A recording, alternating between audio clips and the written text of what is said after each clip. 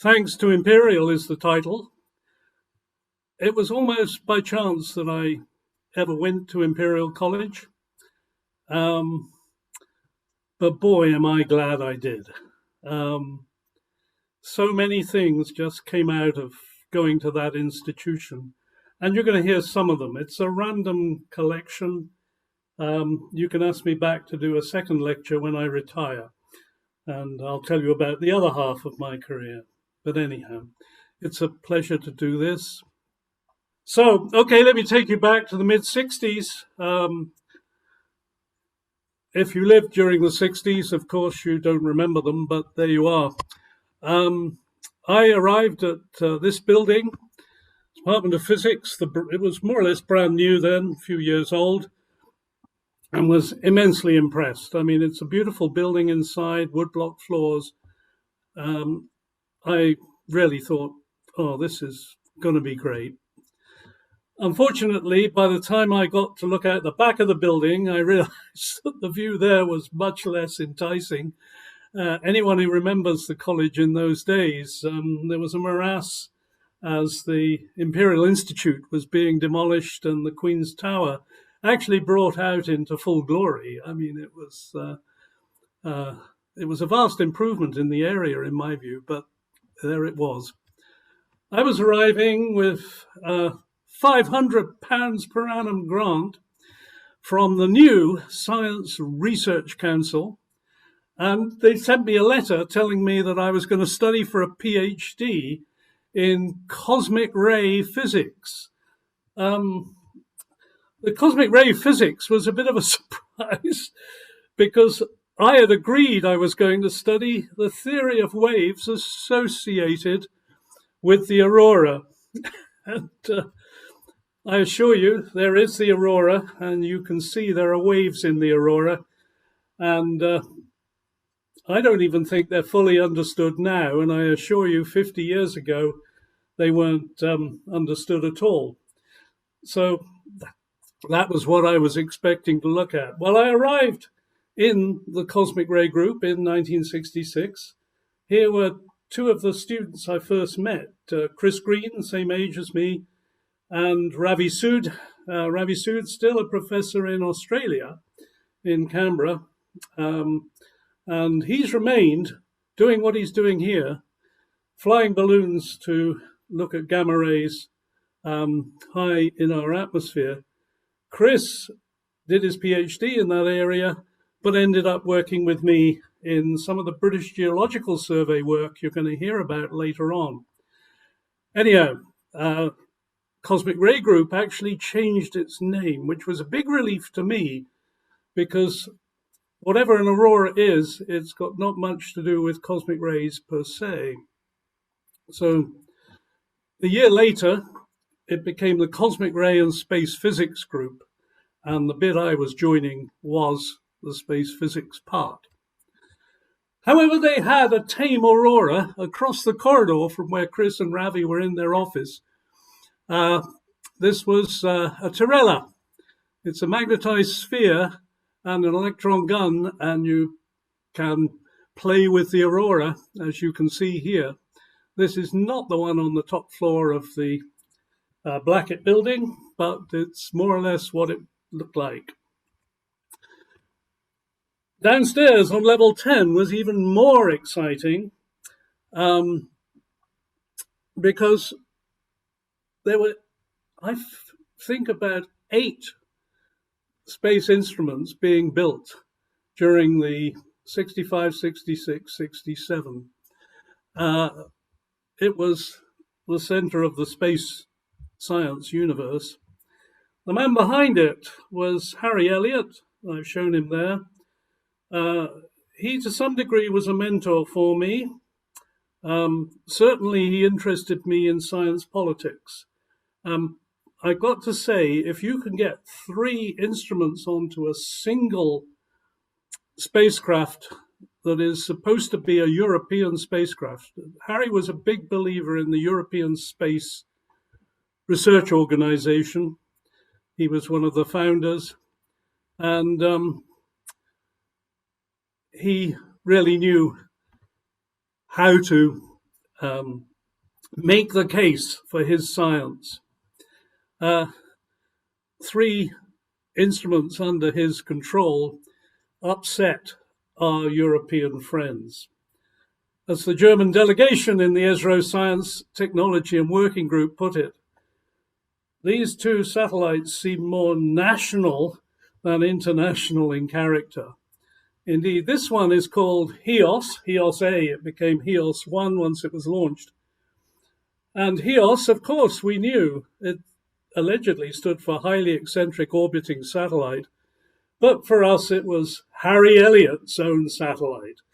And frankly, nobody else in the United Kingdom is doing so much in space science at this time. I realized I'd ended up in the right place. Well, there you see me with a lockdown haircut, as they call it now. That dates from those glorious periods. And there was a fledgling theory group, the theory group which was under Professor Dungy, who just arrived. I really was going to be able to study. In the end, the title was Magnetohydrodynamic Waves in the Magnetosphere, but I was going to study the things I'd originally come to study. That was really nice. Jim had arrived from the atomic weapons establishment at Aldermaston, and that's interesting in light of the visitors we used to have. He arrived at Imperial in '65, and he'd just given his inaugural professorial lecture when I joined the group.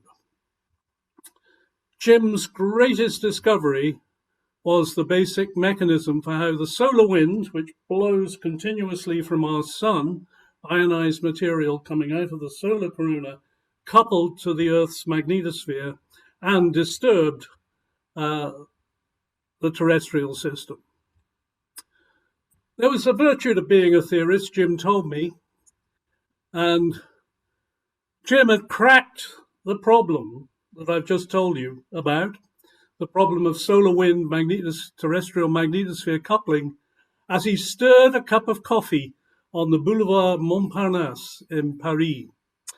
I have to say, there is the figure that came into his head, and the little bit here is the stirring of the coffee. That pattern is the disturbance pattern that was recorded in the upper atmosphere, in the ionosphere of the Earth, during geomagnetic disturbances. It had been a puzzle for 60 years. Jim stirred his coffee, sitting on the Boulevard Montparnasse. I've tried going back. It's an excuse for going back to the Boulevard Montparnasse for enlightenment. Doesn't work as well for me as it did for him. Okay, there was another student started at the same time, fellow PhD student. The 2 of us were the only 2 students taken on by Jim that year. My fellow PhD student was called Maha Ashur Abdullah, or Maha Abdullah. She came from Egypt, and it was very nice to share the misery with somebody else, because Jim, much as I loved talking to him, talked rather like a Delphic oracle.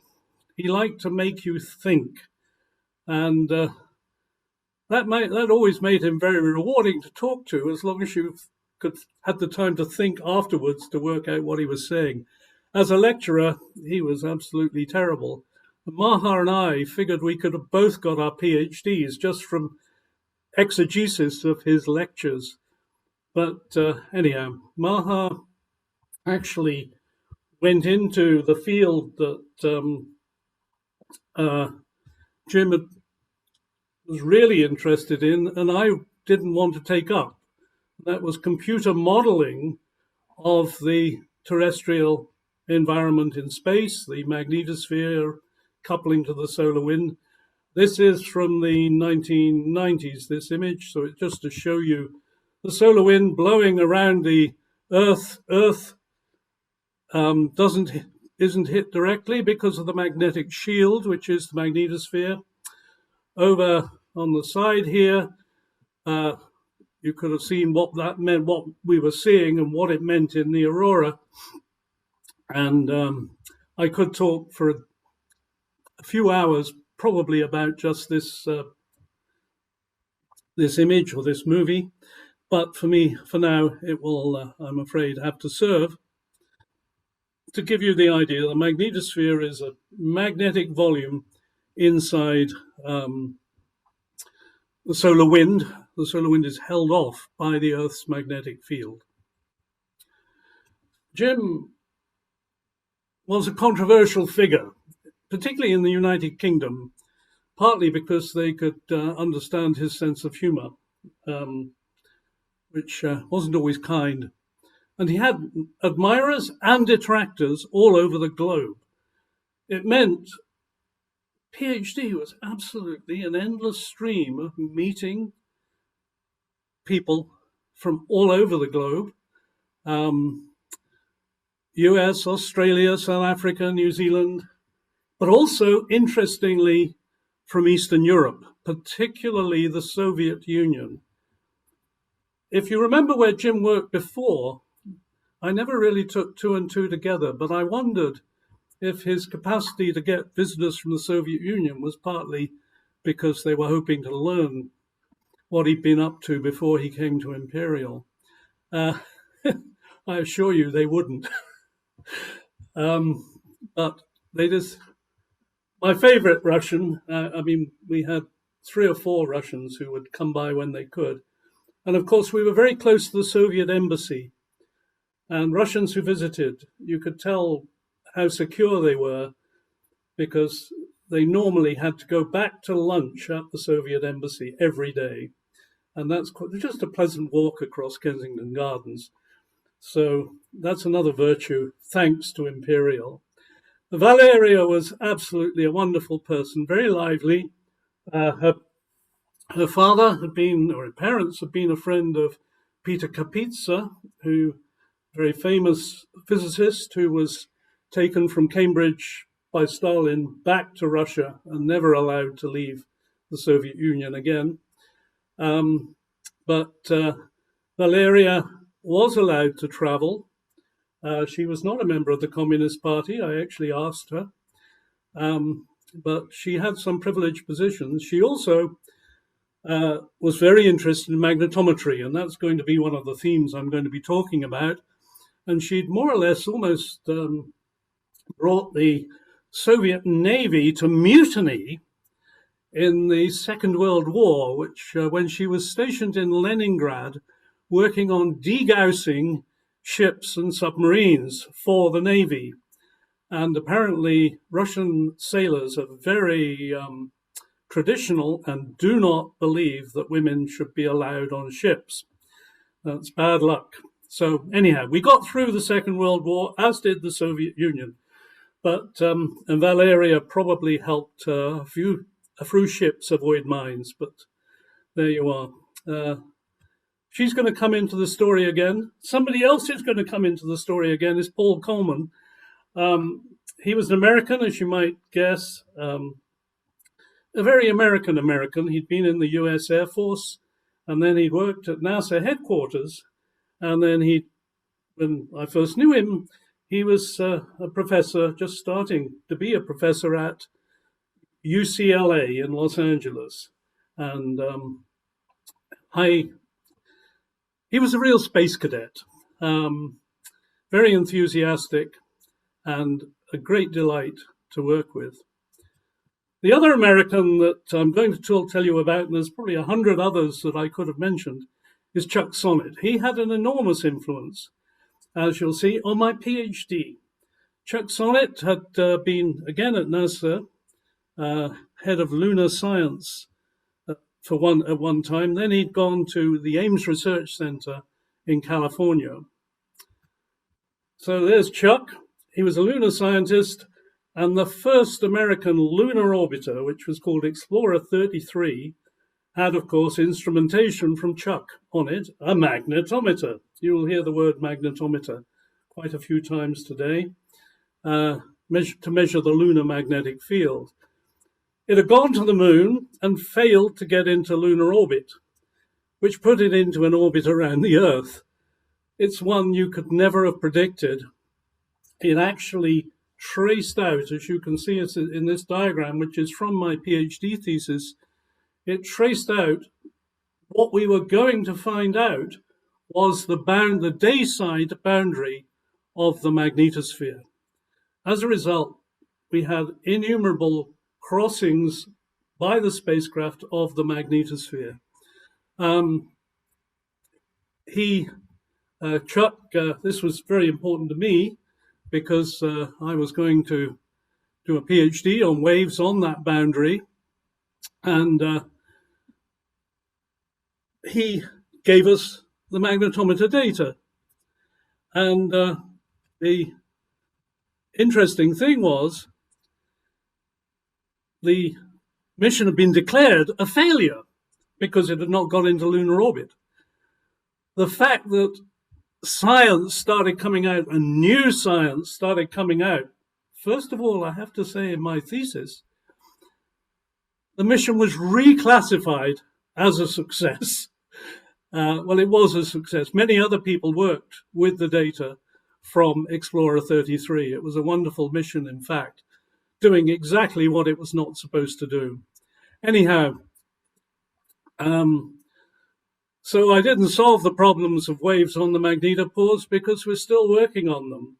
Over here, we have a movie which is been made by Martin Archer, Stephen Hawking Fellow in the physics department, and I'm working with him still on the magnetopause.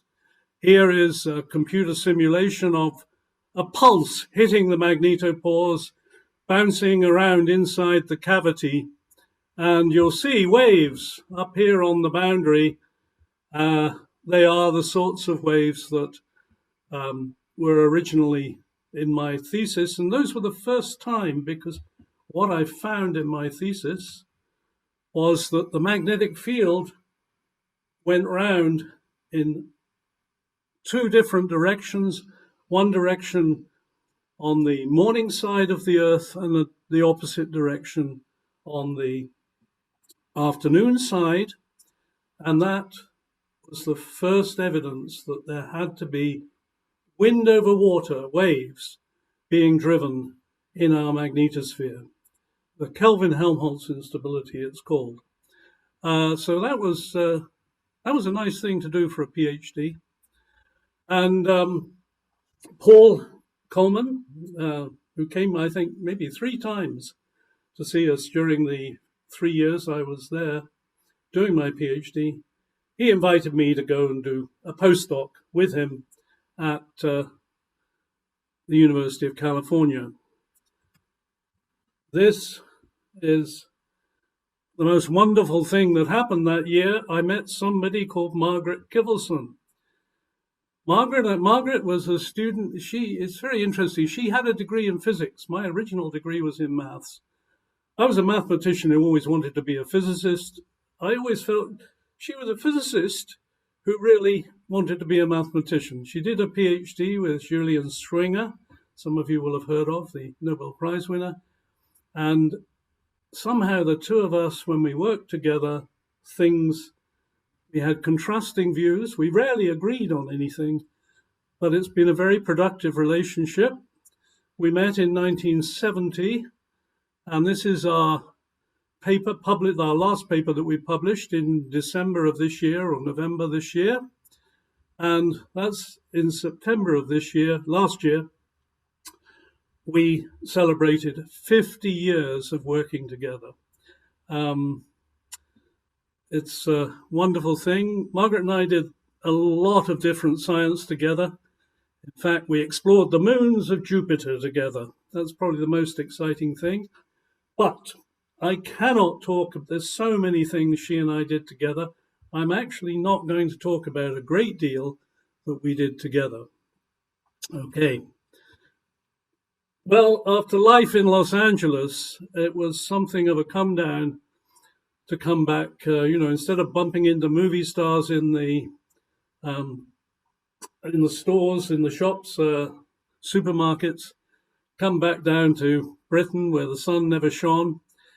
But I I met somebody else who was going to have a big influence on me, Bill Stewart, Imperial graduate, not Royal College of Science, I'm afraid, Royal School of Mines. He graduated in geology, and after a short time in the States learning magnetometry, although he'd done his PhD with Ron Mason in geology, also with magnetometers, Bill came back to Britain and joined the British Geological Survey. In North America, I'd become interested in ground measurements of the Earth's magnetic field to look at the influence of signals coming from space that you can detect with arrays of magnetometers on the surface. I'd been in Canada and indeed seen what you could do with these. And probably my most famous work ever came out of that interest. That's something else I'm not going to talk about. Bill, however, was employed by the British Geological Survey. And anyone who remembers the 1970s and Britain in the 1970s, it was the decade when North Sea oil really became important. We were opening up the North Sea. The various fields were being drilled and discovered, Forties, Piper, etc. Anyhow, the drill doesn't go straight down. I think most people think you drill an oil well straight down. It's not true. You navigate your drill to get to pockets to find the gas or the oil or whatever you're looking for. And the drill is guided by the magnetic field. If you're going to do that under the aurora, you have to allow for the magnetic field to be disturbed. And one of the things that Bill did with my collusion, we had a consortium of 6 oil companies where we guaranteed to provide a real-time guidance on geomagnetic activity so they knew when to be careful with their drilling. What was particularly touching is they paid as well. That's one very nice thing about oil companies that research councils don't always understand. That was, for me, very enlightening because suddenly I was doing something that I thought was a pure intellectual activity, and suddenly it was immensely useful. And that's, for me, fascinating. In fact, British Geological Survey, I took this off their website earlier in the week. They're still providing information for oil prospecting, gas drilling, and so on, wherever it's needed. The things that Bill was pioneering all those years ago. But things have got more complicated and more, in fact, the users are much more perceptive. The oil companies didn't need much conviction, but we also realized that we should be geomagnetic activity when the aurora occurs in northern Scotland. That has an impact on power supplies, on the power lines, on the long conducting wires that carry the power. You induce voltages. Well, we told the power company, the Central Electricity Generating Board, I think it was called then, and they said, oh, no. It took until 2012 before it was proven to the people who generate electricity in the United Kingdom that geomagnetic activity has an impact in the failure rate of transformers in power stations. We didn't actually know what the effect would be that would be the most dramatic, but it took a while to get through. Now this information is routinely fed. In fact, one of my activities at the moment in the 2020s, something called Swimmer, is to deliver operational information concerning things like magnetic fields and solar disturbances and so on, everything to do with geomagnetic activity to the Met Office, the meteorological office, in order that they can provide services to users. And the users range from people who are flying aircraft, wanting to know about radiation safety, people wanting to know if the GPS is going to work, because that can be severely disrupted by geomagnetic activity. All sorts of different applications. And we have £20 million in a big project. I'm involved in its oversight from the Strategic Priorities Research Fund, set up by the Chancellor of the Exchequer, and the money's coming through Innovate UK. Very, very interesting, because you're trying to take science and make it operational, something the weather forecasters have been able to do for years. It's kind of fun trying to do it with space information. In fact, that brings me to something else that's going on in the 2020s, and that's space safety. This is a joint activity between Imperial College and the London Institute of Space Policy and Law. In fact, the money, I think, originally comes from Innovate UK, from one of the priority funds. Space is going to pervade tomorrow's world in the high-tech society. You can't avoid that. It's going to happen. Now we're out of the EU, we're going to have to stand on our own feet. We can't just expect somebody in Europe to look after our interests. Our government needs to be informed and to take care that it's got security in place to handle hazards. It's all sorts of hazards, the ones I've talked about, but also hazards to spacecraft and space communication, spoofing of GPS, etc. Imperial are space players across the board. I know you can't read the small print here, but it's space science, space technology, Earth observation, remote sensing, natural and space hazards, telecommunications, navigation. We've got experts at Imperial right across the board. So I think it behoves us to make sure that the government gets the right technical background to make the right decisions. So I challenge Imperial, in fact, can Imperial up its game on space policy?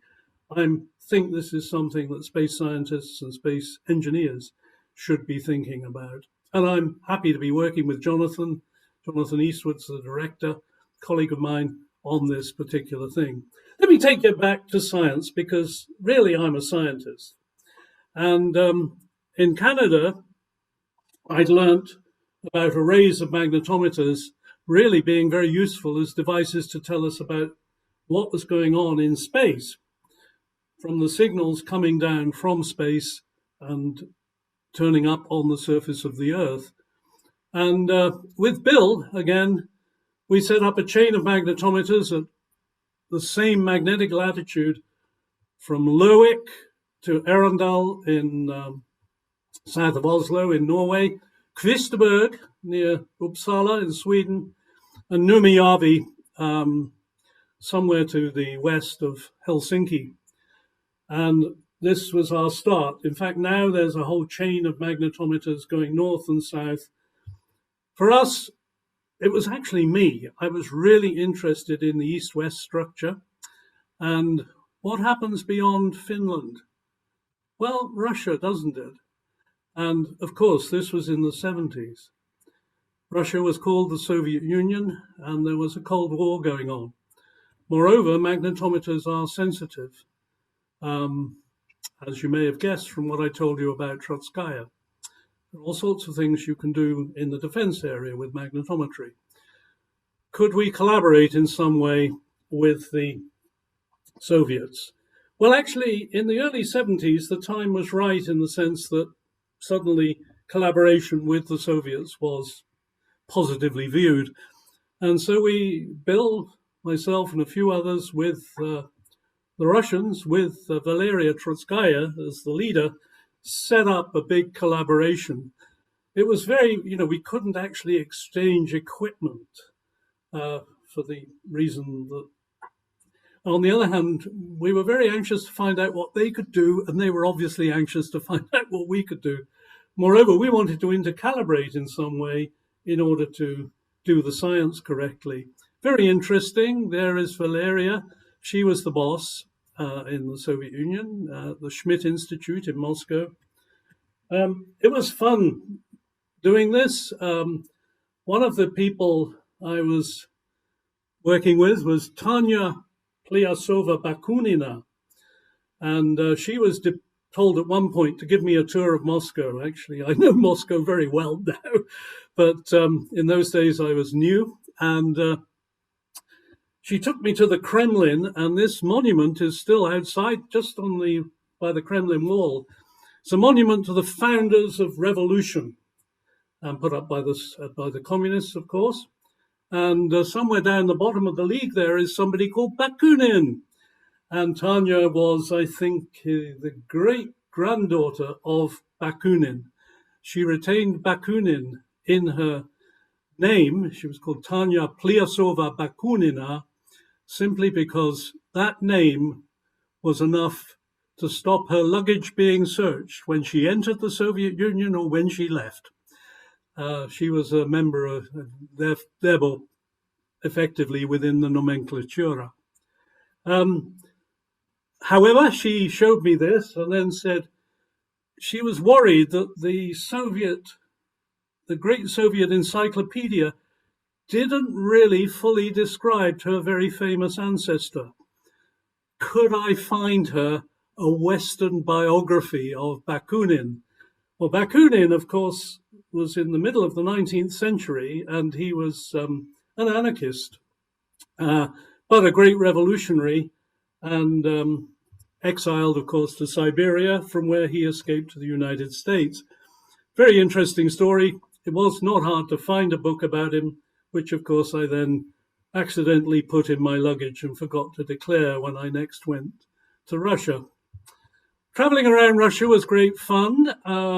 Here is the Krasnaya Strela, the Red Arrow Express that went from Moscow to Leningrad. I suspect it still runs, but not to Leningrad, of course, to St. Petersburg. I loved Leningrad also. I think I preferred Moscow. But Leningrad, of course, there is the Aurora. I always like things called Aurora. That's a battleship that, of course, took part in the revolution, and it's moored in the River Neva, right opposite the Hermitage Museum. One thing I found useful in going to Russia was always to carry this book in my baggage for every time my baggage was overtly or covertly searched. I remember once having an overt search, and the person searching my bags found this Karl Marx book, and he said, "Is this yours?" I said, "Oh, yes, I thought I'd bring it along. Being in the first socialist country in the world, I thought I should read Marx." And he said, "Are you kidding?" Maybe he said it slightly differently.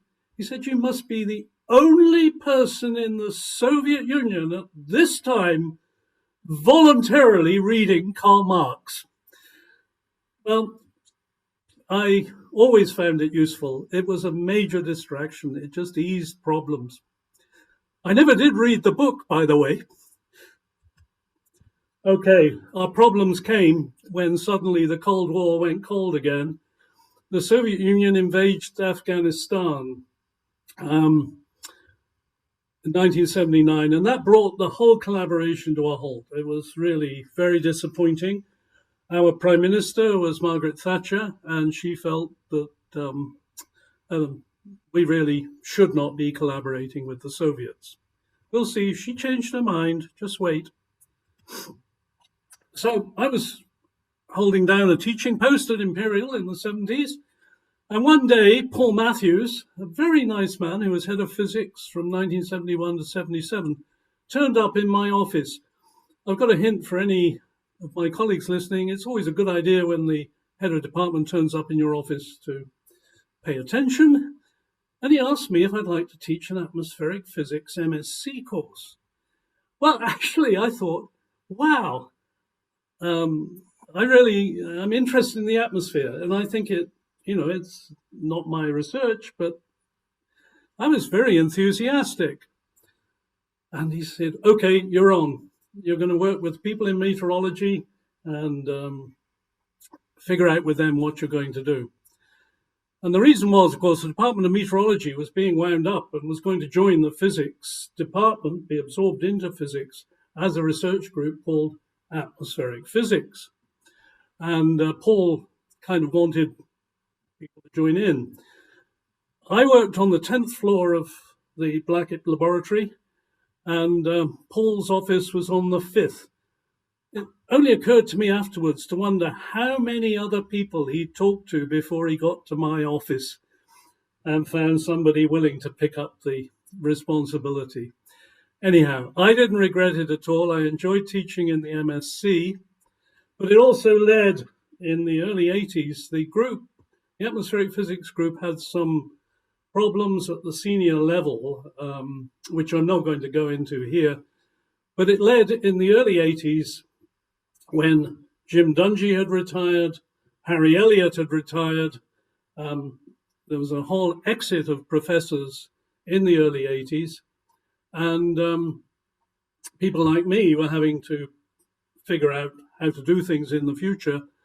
And we formed a joint group. Space was my group, and atmospheric physics was absorbed by it, or we joined it. They've always been about equal in size, so it's a merger. For me, I was happy as Larry. I always thought the atmosphere was a wonderful place to do physics. You learn thermodynamics. You have to know about radiation. It's a very practical place for applying physical ideas. I didn't understand thermodynamics until I applied it in the context of the atmosphere. And the same, equally well, of course, the motion, it's mechanics, but it's fluid mechanics. Moreover, the ocean itself also is fluid mechanics, so you had coupling between the ocean and the atmosphere. And the group had people working in the atmosphere and in the oceans. I felt, well, you can probably pick it up now. I felt, whereas it was normal for physics departments to have astrophysics research, atmospheric physics was deemed eccentric. I didn't agree at all. I think physicists should learn about the atmosphere, and I feel that even more so today, but I've always cared about the environment, and physicists seem to be the best people to point at environmental problems. We agreed on the abbreviation for the name of the group as SPAT group. All physics groups have a 4-letter acronym. The alternative was the Space, Oceans and Atmospheres Physics group, which would have given us SOAP. And sadly, the oceanographers were upset, but we became the SPAT group. And we are till to this day, we still exist. As a gesture of solidarity, because I am a space scientist, not an atmospheric physicist by trade, I agreed to teach an undergraduate option, and with an enormous amount of help from Ken Bignell and John Marshall, some of you will know them, I got the course together, and happily it was a success. We were teaching atmospheric physics at undergraduate level, and I've never regretted that. Very important that our physics graduates know how the Earth works, or at least the atmosphere works. On the other hand, the old chieftains had retired, and we needed to put in a new strategy in the space side of the group. I was very keen that we maintained the capacity to build instrumentation. I couldn't get over that first visit to the department when I first came, and I remembered seeing all this wonderful instrumentation. And I had a colleague, Andre Balog, who was actually trained as an engineer, and he seemed to be the person to really hold the instrumentation side together. We discussed it, and we took a strategic decision. We bet on Europe, on the European Space Agency, and we bet on space magnetometry. The results are below from Ulysses, which was launched in 1991, through to somewhere over here, JUICE, to be launched 2023, I think. we've played a major role in magnetometry for most solar system exploration missions that the European Space Agency has had. Right now, very actively involved with Solar Orbiter, for example, and we have a magnetometer, or contribution to a magnetometer on its way to Mercury with Bepi Colombo. And we have more in line to come. So science was going well, and then came the change.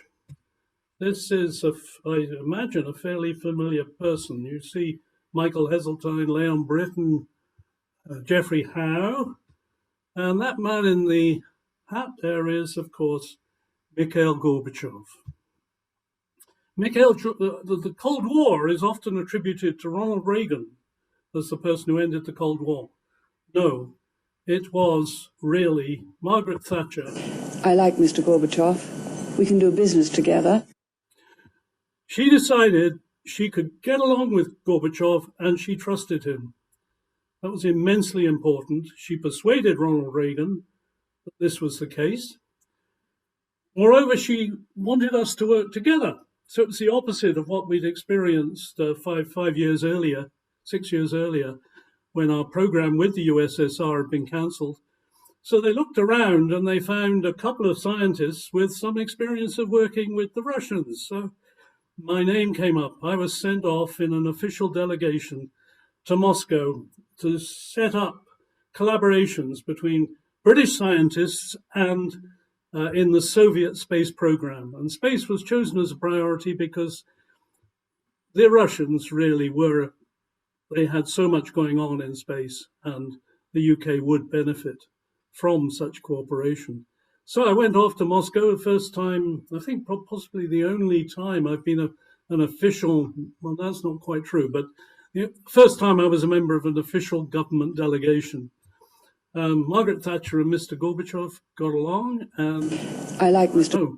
And so I got to Moscow with the delegation, with the new head of the British National Space Centre, which was the predecessor of our space agency, Roy Gibson, and with various highfalutin characters from the FCO and the business department, and I don't know who else. We go to the headquarters of the Civil Space Program, which was the Space Research Institute in Moscow. And we walked in, a delegation, and here was the head of the Space Research Institute. He was called Roald Sagdayev. He eventually moved to the United States, and in fact, he married the granddaughter of President Eisenhower. He married Susan Eisenhower. But anyhow, that was all way in the future. Here, he was the head of civil space, effectively, in the Soviet Union. He saw me in the group. He came across and just with his arms, just like that, and gave me the great big bear hug that Russians like to do. I don't know what that did for my security clearance, but it certainly, I looked at my compatriots and they were staring at me with some puzzlement. Of course, I'd already met Sagdayev. He'd admired the work of Jim Dungy, and Jim Dungy had admired Sagdayev's work.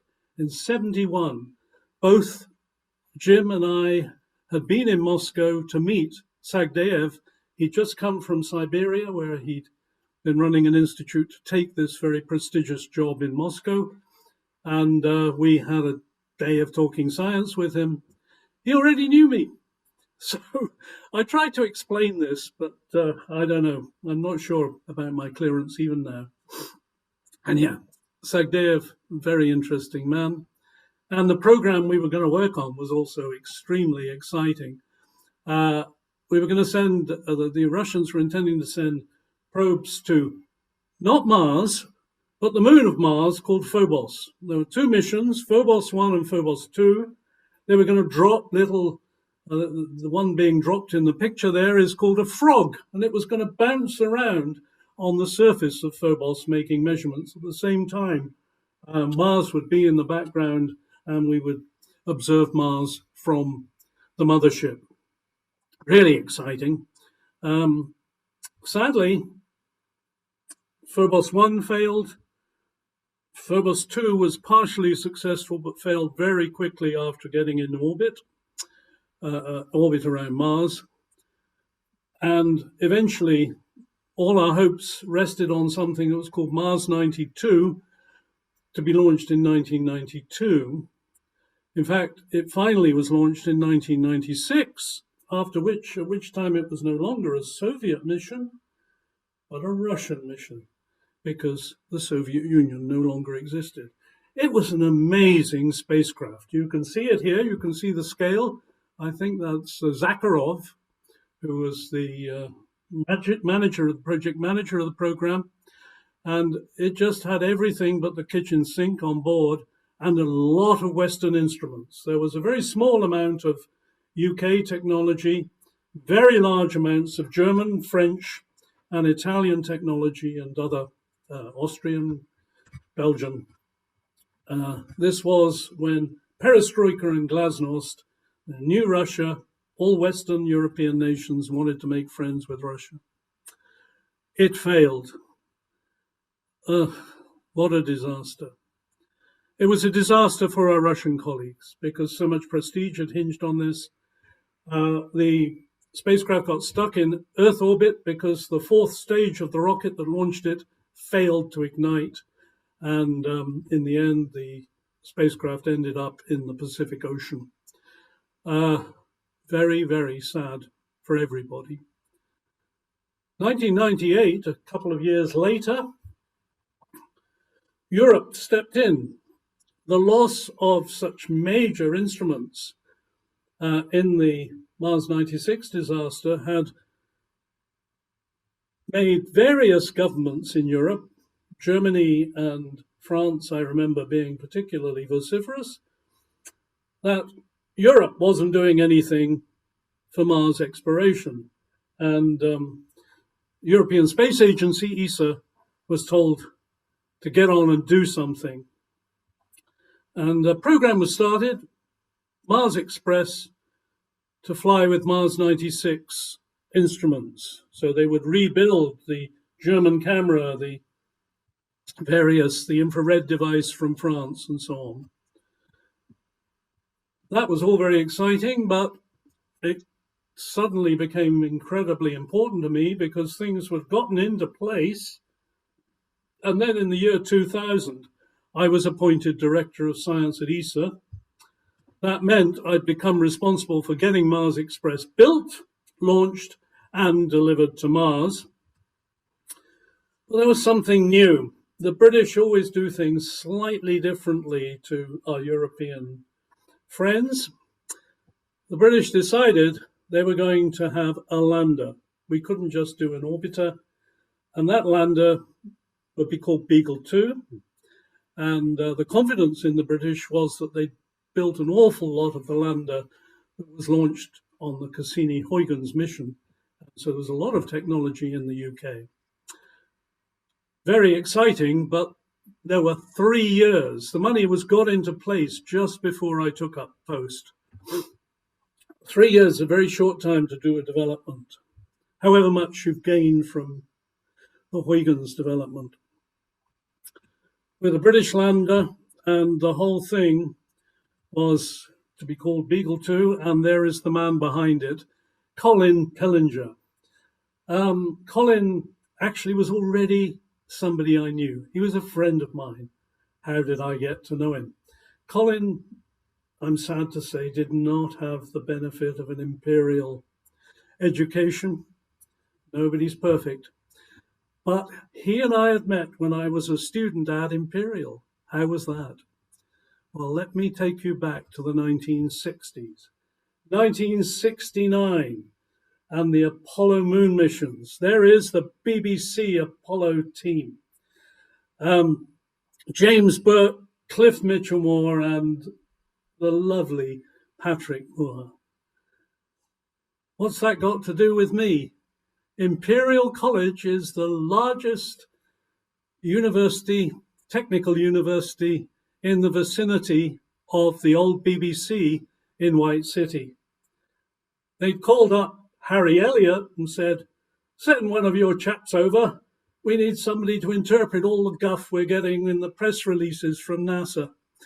And Harry came out of his office. I had the good fortune to be wandering along the corridor. And he said, "Get on the blower. They want somebody to help with the Apollo coverage." I said, "But I don't know that I know too much about it." He said, "You cannot know less than the person I was talking to." Harry was quite a mentor for me in that kind of thing. And so I got in a taxi. I mean, as a student, getting in a taxi was an incredible thing to do, because I've been told if I turned up at Lime Grove Studios and simply told them to put it on the account, they would. I sat in the back of that taxi wondering how I was going to pay if that didn't work. It did. So I was there allegedly giving technical advice on Apollo, all thanks to Imperial being Imperial and having credibility. I'm really not sure that I would have. It was a wonderful, exciting experience. And how does that come to Colin? Well, Colin came to the BBC during Apollo 12 with moon rocks, because he was working at Bristol University. He's in the West Country. And the moon rocks had come from Apollo 11. So they brought them into the studio, believe it or not. I don't know, they were supposed to be incredibly valuable, in some sense they were, with a police escort. I always felt Colin should have a police escort every time I met him, but I never managed that again. Anyhow, he and I recognized each other as West Countrymen, actually. And so we became sort of friends from that point. So we knew each other from those glorious days back in the 60s. Mars Express was not a failure. Beagle 2 failed to open and was seen in Britain as a failure. I got hauled over the coals by Parliament and also got hauled over the coals in France for spending as much money as I did on Beagle 2. Anyhow, I still would do it again. I don't really feel ashamed. But what came back from Mars was the German camera. Can you imagine if this had come back from that Russian mission? This was the camera that the Germans were going to send. It's a stereoscopic camera, so it's like your eyes. You can use the stereoscopic aspect to morph your images to give the impression of flying over the surface of Mars. This is all genuine images of the surface of Mars. I love looking at it. And if you can't believe once upon a time this surface had fluid on it, I think you're not using your imagination. For me, I can watch the movie over and over again. But if you want to watch it over and over again, you've got to invite me back. The reason Mars Express turned out to be really one of the cheapest, and for a long time, the cheapest Mars mission, partly because all the development work for the instrumentation had been done beforehand in the collaboration with the Russians. And the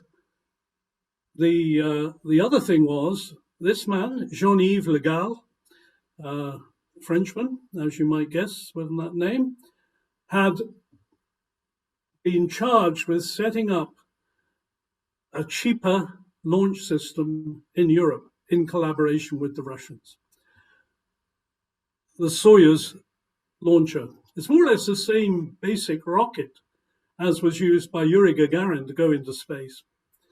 Jean-Yves was head of Arianespace at the time, and it meant that instead of paying, I don't know, I probably saved 100 million just in the cost of buying the launchers for Mars Express.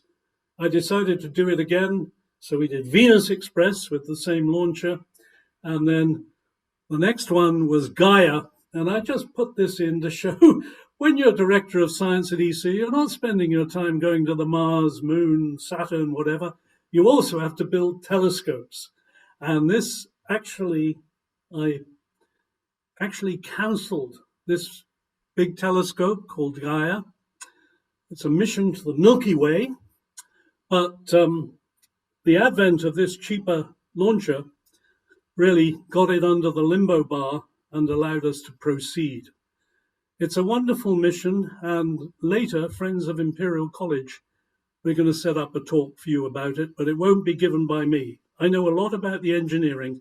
You want a real astrophysicist for it. We'll see. Anyhow, here is the great engineering moment. You always worry about mechanical devices in space.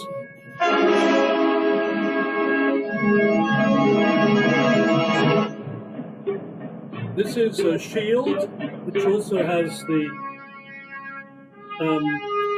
solar panels on it.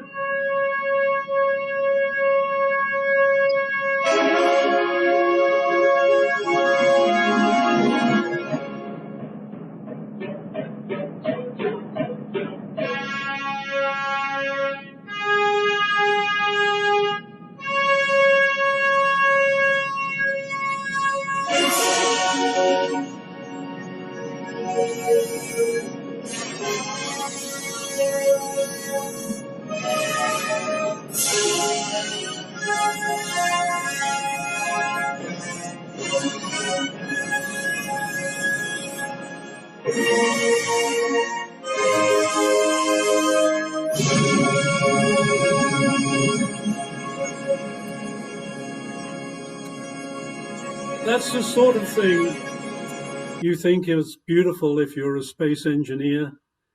That had to open somewhere near the orbit of the moon, so very far from Earth.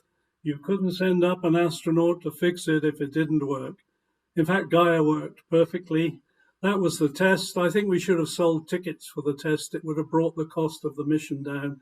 It's a beautiful sight. And I was really grateful that music was composed for it. That was very appropriate in my view.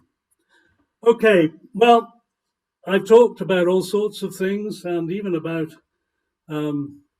building space telescope. I built several others, and they can be talked about another time. But I can't give a talk without mentioning Cassini. And one of the tough things about taking that job in ESA was that I had to give up Cassini and hand it over to somebody. There were plenty of people willing to take it up. In fact, I persuaded Michelle Doherty to take over, and what a brilliant job she did running the magnetic field mission after I'd gone off to become director of science. Cassini was part of my life from 1982 to 2017, so more than half, well, around half my life. It all came to an end in 2017. This, of course, is a simulation of Cassini crashing into the atmosphere in order that it couldn't pollute any of the moons where there might actually be life-bearing possibilities. However, farewell Cassini. Not really. There's Michelle, there's me, and with our colleagues, we are working still on Cassini data. Last week, on February the 12th, I know you can't read this, but this is from the college news site, and I hope some of you are following the college news site. It's worth doing. Very impressive stuff goes on at the college. And there is a story based on some new work by Michelle, myself, Greg Hunt, and Oleg Shibanets from Imperial, Tom Elsden from Leicester, and Hal Cow from Harvard University in the US. The lead researcher, David Southwood, said, "It's as if sound from a massive wind instrument is playing a celestial violin, namely the magnetic field lines in the small cavity below the rings." So as Cassini was dying, It was flying through magneto-hydrodynamic waves. In fact, it was flying through an example of some of the theoretical work I'd done in the 1970s. No wonder I'm smiling. And that's thanks to Imperial, of course, but it's also, I'm very grateful that Cassini had to die, because it never would have gone into that, underneath the rings, if we were going to keep it in Saturn orbit. Okay, I think that's probably enough from me. So thank you very much for listening, and I'll hand back the screen.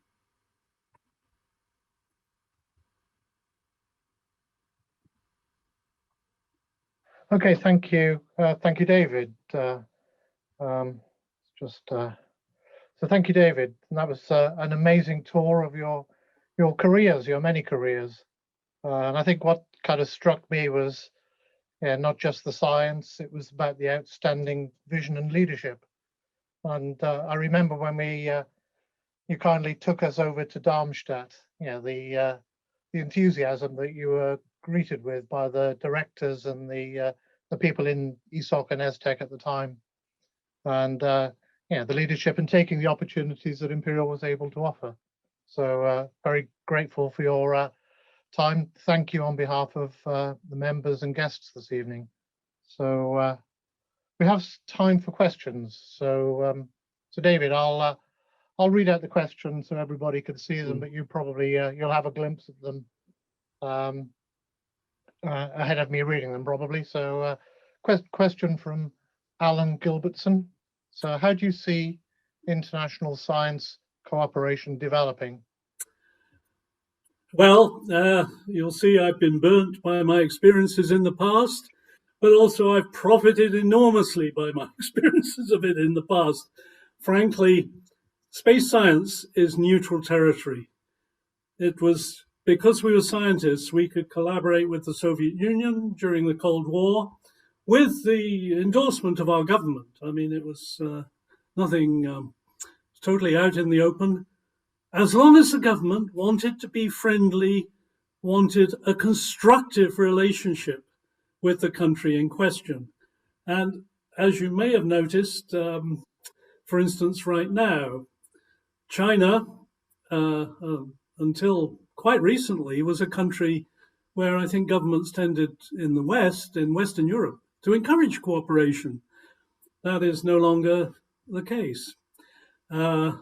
Similarly, Russia, sometimes we're friends, sometimes we're not. My own belief is, as long as you're not threatening national security, I think it's extremely good. I feel I did my bit to bring down the Soviet Union simply by showing how scientists worked in the West. And if you believe in the system we work in, then the best thing you can do is cooperate, because people, scientists particularly, realize that the level of freedom we have as scientists in the West pays off. It's a creative environment. And so I'd say ideologically, I very much want to encourage it. Skeptically, I have to admit, there will always be politics, and politics will always intervene. But as long as you cooperate to the max and try and put things in place that will discourage countries pulling out of cooperation, that's the way to do it. That's all I can say, really. Can I ask a kind of extension to that? Because you've talked about the kind of national programs and international programs. Do you have any view on how the influence of businesses coming in and the collaboration and the cooperation between kind of government and business both running the space? That's a very interesting conundrum. It was something unthinkable back in the 60s when I started. But it's the flavor of the game now. SpaceX, Blue Origin, in the UK, OneWeb. As the world, space has grown up It's now mature. With private capital, you can do an awful lot in space. Governments have to shift to some degree to regulation, as they do in other areas. On the other hand, I don't want to sound like an out-and-out capitalist, because I don't think I really am. But on the other hand, I do think bringing business in does bring a creative axis to move things along. Mm-hmm. Honestly, I think Elon Musk and Jeff Bezos have done more to improve European launches than anyone else. It's the competition that matters, and looking at the way they do things, it's new ideas. Similarly, in the UK, we're going to have maybe up to 3 launch sites. I don't know quite how many, but certainly one in northern Scotland. We've got a really quite vibrant small satellite industry. We've got, as well as OneWeb, we've got other companies investing in Britain in building constellations for various uses, for navigation, for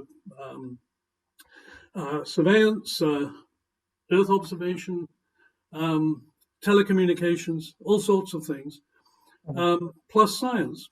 I think it's a healthy mix, but regulation has to come in, and that's part of the job with the Space Lab activity with the space policy and law people. It's really, the government can't just make it the Wild West. They have to know what the threats are to the rest of us from this sort of activity. So you've got to regulate it, you've got to have controls. And space, there is no law. It is really like the Wild West. Very hard to have law in space. Where are the borders? That's right, indeed. Yeah. So we've got many comments thanking you for a great talk, so I won't read those out. We had a quick question from Rod Rees-Jones. I joined a small group of students from college who were introduced to Valentina, first woman in space in '94. How large and influential is with the college now? Is the college now? I think the college is pretty influential. I mean, we have the first British astronaut as an employee of the college, so you can't ignore that fact. I think Valentina Tereshkova was an exceptional person, first woman in space, for people who don't know.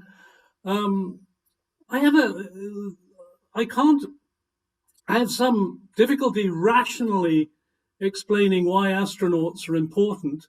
On the other hand, if I'd ever look behind me, and you'll see pictures of astronauts, if I'd ever had the opportunity to go into space, I would have. And in those circumstances, with that emotional drive, I don't think I can criticize putting human beings out on the edge, out on the final frontier.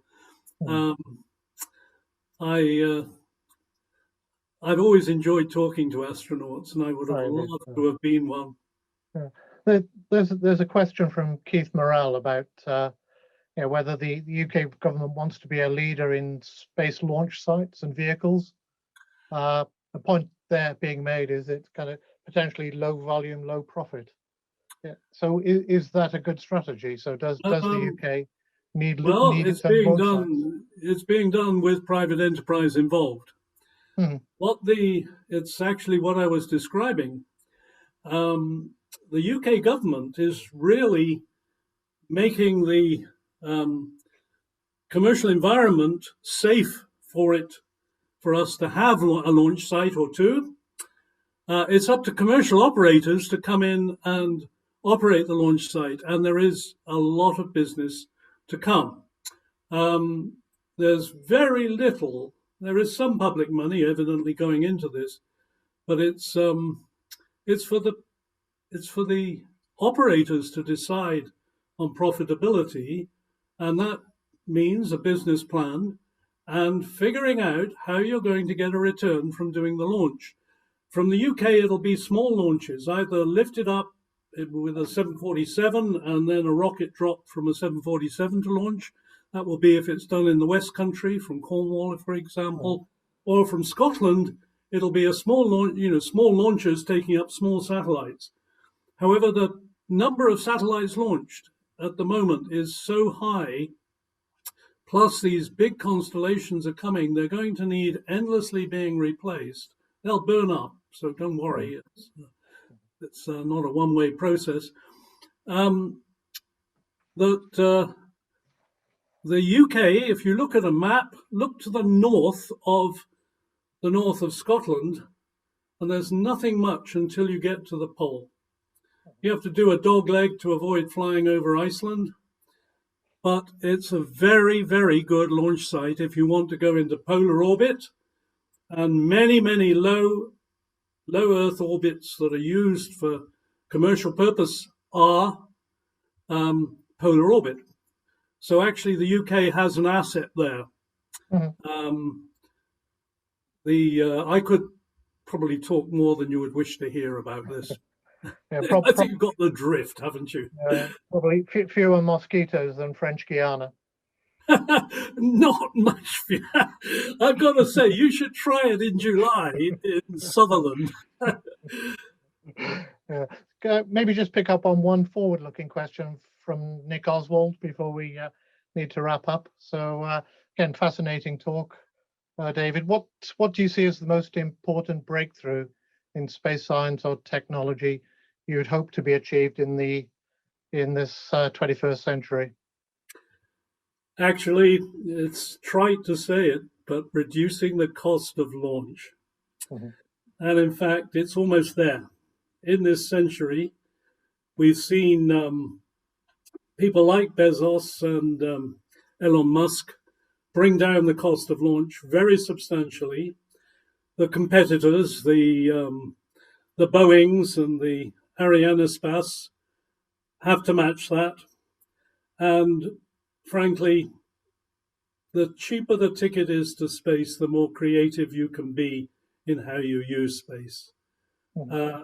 It's something that gives you a global grasp right away. There are all sorts of things. I was being interviewed this morning about business opportunities that will become available as launch costs decrease. And there are just things you can do that will make our lives on Earth much easier. We'll be much better connected. And on the whole, I think human beings do much better the more connected they are. And so personally, I'm looking forward to this being the real space century. But I've got my money on Elon Musk and Jeff Bezos, not because I'll buy their rockets, but because they will drive the ticket to space down in price. Yeah. Okay, well, that's a great way to end a fantastic evening. And I've just noticed that President Alice Gast has put a link in the chat about the JUICE mission. So if people want to know more about that, click on the link.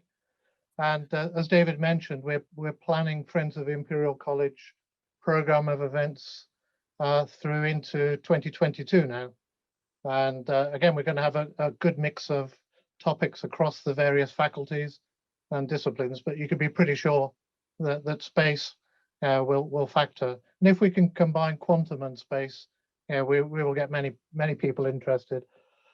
With that, I'd like to introduce Michael Murphy from Imperial College. So Michael is the Vice President of Advancement at the college. And I think, Michael, we first met at Friends Summer Party in the President's residence in 2019. And that was a couple of weeks after you joined the college. And we were talking earlier that you've kind of been in various modes of lockdown for much of the time since. So could I just invite you to close the session and with discussion with David? Thank you very much. Thank you, David. I just would like to, on behalf of the entire Imperial community, extend a vote of thanks for that fantastic and inspirational talk. It was really wonderful to hear your story of your scientific career, but also to hear the story of Imperial's leadership in space science and magnetometry and in so many ways. It was really wonderful and fantastic. So thank you for a terrific lecture. on behalf of all of us. And thank you also, David, for taking on the role as the new chair of the Friends group. It's a wonderful partnership, and the college greatly appreciates the involvement and connection that we have with the Friends. So I'd like to thank you. And also, if I may, Rod, extend a thank to Rod Rees-Jones for his many years of service as chair of the Friends. Rod kindly and warmly welcomed me when I came to Imperial not too long ago. And it's just really greatly appreciated all of your service. So David, thank you very much. Thank you. If I could all ask people to unmute and a round of applause for David.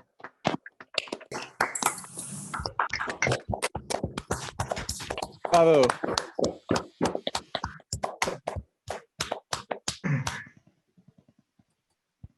Okay, with that, I'll wrap up and invite people to look on our website for our next event, which is in planning next week. And everybody have a really good evening. Okay, thanks very much and good night. Good night. Thank you. Good night. Thank you, David. Closed it down. Can you go into Google or whatever?